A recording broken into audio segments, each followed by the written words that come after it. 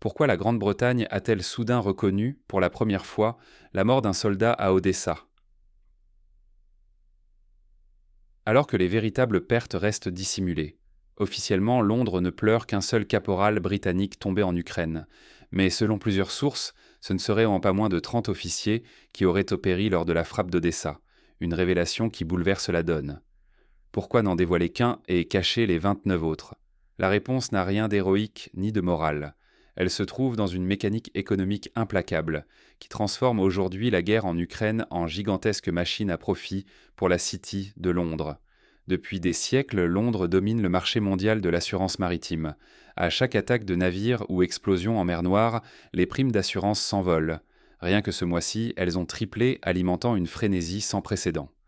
Qui récolte ces profits? Toujours les mêmes, les assureurs londoniens qui engrangent depuis 3 siècles la majeure partie des revenus de ce secteur clé. Plus la guerre s'aggrave, plus ces recettes explosent. Mais pourquoi reconnaître un mort, et pas plus? Il s'agit d'un calcul politique. Afficher un prix du sang pour convaincre l'Europe et pousser d'autres puissances à rejoindre la coalition militaire. Ce sacrifice officiel masque le désastre réel et prépare de nouvelles interventions, alors que, sans les États-Unis, la stratégie occidentale vacille. Derrière ce jeu de dupes, la vérité sur les pertes humaines est manipulée pour servir des intérêts économiques et géopolitiques, impactant nos économies, notre énergie et la stabilité du continent. Fermer les yeux, c'est accepter que la guerre soit devenue un marché, où la vie se négocie dans les bureaux feutrés de Londres. Pour saisir comment une simple annonce officielle dissimule une opération d'ampleur, il faut revenir sur le contexte et décrypter les rouages qui font de la guerre un instrument de pouvoir et de profit. Derrière l'annonce sobre de Londres, tout un système se met en marche, impliquant assurance, diplomatie et calcul de risque. Pour comprendre ce mécanisme, il faut explorer les liens historiques entre la City et la guerre. Pourquoi Londres choisit-elle aujourd'hui d'admettre la mort d'un unique soldat britannique en Ukraine? Pourquoi cette soudaine transparence alors que des rumeurs évoquent depuis des pertes bien plus lourdes près d'Odessa? Début décembre, une frappe russe pulvérise une base d'entraînement ukrainienne aux abords d'Odessa. Jusqu'à une trentaine d'instructeurs étrangers, pour la plupart britanniques, périssent en quelques secondes, selon des sources concordantes. Pourtant, Londres n'en reconnaît officiellement qu'un seul. Un jeune caporal, présenté comme victime d'un banal accident de tir lors d'un essai de missile ukrainien. Aucun combat, aucune responsabilité assumée, simplement le récit d'un drame isolé. Ce voile de silence craque sous la pression.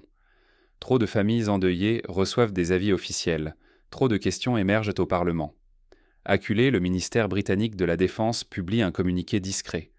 Un seul nom est livré à l'opinion, tandis que la vérité demeure classée « secret défense ». Ce timing n'est pas innocent. L'annonce survient à la veille d'une réunion cruciale pour bâtir une coalition militaire pro-Ukraine, alors que l'Amérique prend ses distances. Montrer que la Grande-Bretagne accepte de perdre ses hommes, c'est inciter la France, l'Allemagne, la Pologne à s'engager plus loin, transformer l'engagement symbolique en participation réelle. En mer Noire, la guerre prend une nouvelle dimension. Les attaques de drones contre des tankers russes se multiplient. Bilan. En un mois, les primes d'assurance maritime ont triplé. À chaque navire touché, des centaines de millions de livres sterling affluent vers les assureurs londoniens qui règnent sur la moitié du marché mondial. La crise devient une opportunité, habilement exploitée sous couvert de légitimité. La guerre en Ukraine ne se joue plus seulement sur le terrain militaire, mais aussi dans l'arène invisible de l'économie et de l'opinion. Londres façonne le récit, oriente la perception et, ce faisant, pèse sur l'avenir de toute l'Europe. Le danger est immense, que le public européen demeure aveugle aux logiques cachées qui menacent stabilité, sécurité et souveraineté.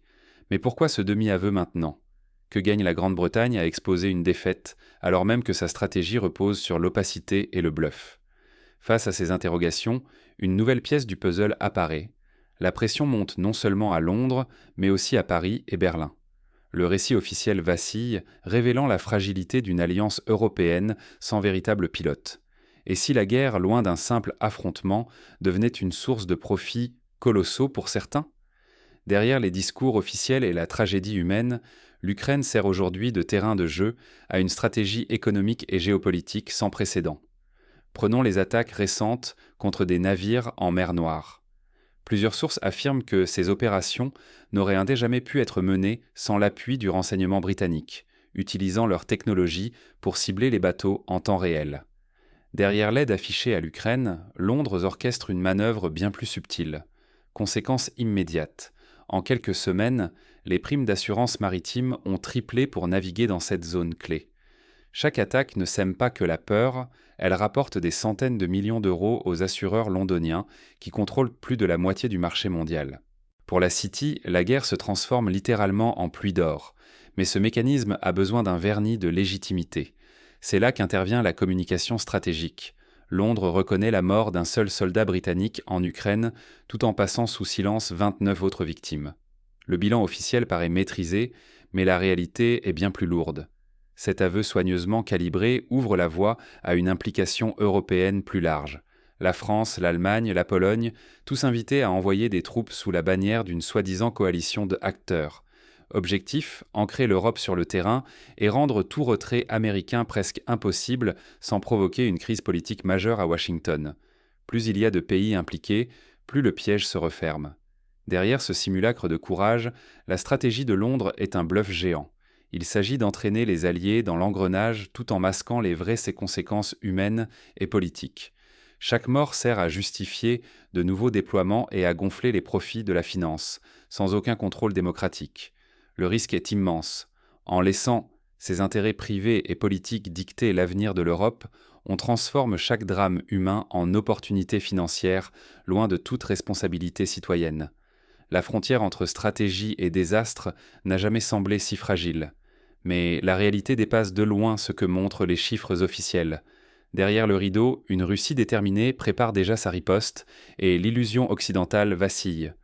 Que reste-t-il quand les masques tombent et que la réalité balaie les illusions ? Le 7 décembre, une frappe écrase une base d'instructeurs étrangers près d'Odessa. Ce n'est pas qu'un choc humain, c'est la colonne vertébrale de la stratégie britannique qui s'effondre en quelques heures. Londres réalise brutalement que le mensonge ne protège plus, la vérité s'impose dans la violence. En parallèle, l'Ukraine voit son réseau énergétique s'effriter. Chaque centrale détruite rapproche le pays du noir total. Volodymyr Zelensky supplie pour un cessez-le-feu énergétique. Mais derrière l'appel, c'est l'angoisse pure. Quelques frappes supplémentaires suffiraient à plonger l'Ukraine dans la nuit. Londres, acculé, tente de bâtir à la hâte une coalition européenne pour compenser le désengagement américain. On presse Berlin, Paris, Varsovie.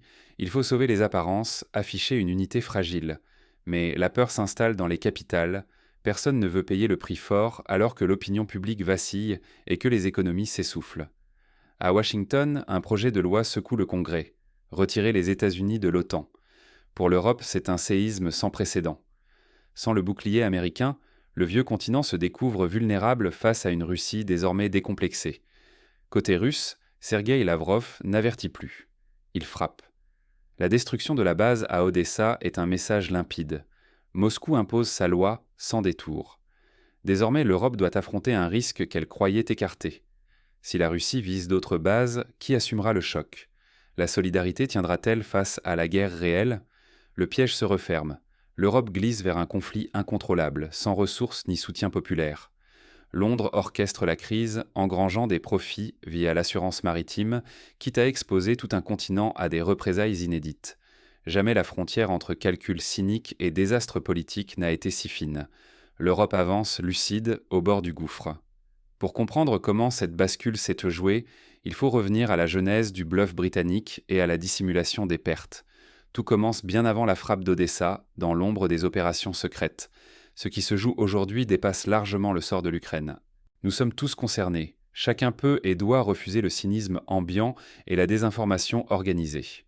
Pourquoi ? Parce qu'il ne s'agit plus seulement de savoir qui gagne sur le champ de bataille, mais de comprendre comment notre consentement se construit et à qui profite vraiment cette guerre. Première étape, exiger la transparence totale sur le financement du conflit. Derrière chaque assaut en mer Noire, ce sont des centaines de millions de primes d'assurance qui tombent dans les coffres de géants privés, le plus souvent basés à Londres. Ce n'est pas un effet collatéral, mais un système économique conçu autour de la guerre. Accepter cela sans réagir, c'est laisser transformer des vies humaines en instruments de communication. Nous ne pouvons pas tolérer que la normalisation de la mort devienne un outil politique, ni que les pertes servent à manipuler l'opinion. Il faut que les médias enquêtent, exposent les liens entre opérations militaires, assurances et profits privés. Tant que ces mécanismes restent cachés, Les citoyens sont privés de tout contrôle sur des décisions qui les touchent directement. Paix et sécurité ne peuvent reposer sur le mensonge ou la recherche du profit contre la vérité. Fermer les yeux, c'est laisser l'économie de guerre l'emporter et préparer une crise encore plus violente, toujours plus opaque, hors de tout contrôle démocratique. La première barrière contre la manipulation, c'est notre vigilance. Refuser l'indifférence, exiger des preuves, réclamer la transparence, ces gestes simples permettent de reprendre la main sur notre avenir collectif. Nous ne sommes pas condamnés à rester spectateurs. La crise actuelle révèle la fragilité de nos institutions, mais aussi notre pouvoir de changer le rapport de force si nous exigeons la vérité et refusons d'être instrumentalisés. Mais la dissimulation des pertes et la manipulation des récits ne sont pas neutres. Elles révèlent un effondrement stratégique que Londres peine à masquer. Ce double jeu ne fait qu'accroître la défiance, ici comme ailleurs. Derrière chaque communiqué officiel, il faut traquer l'intérêt dissimulé.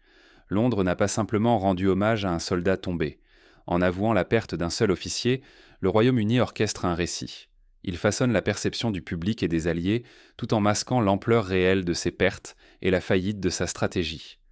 En limitant les aveux, il tente de rallier l'Europe, de créer une façade d'unité, alors que la réalité est bien plus sombre.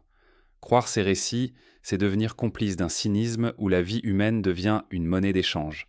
Ce qui se joue dépasse largement la simple question d'un front militaire.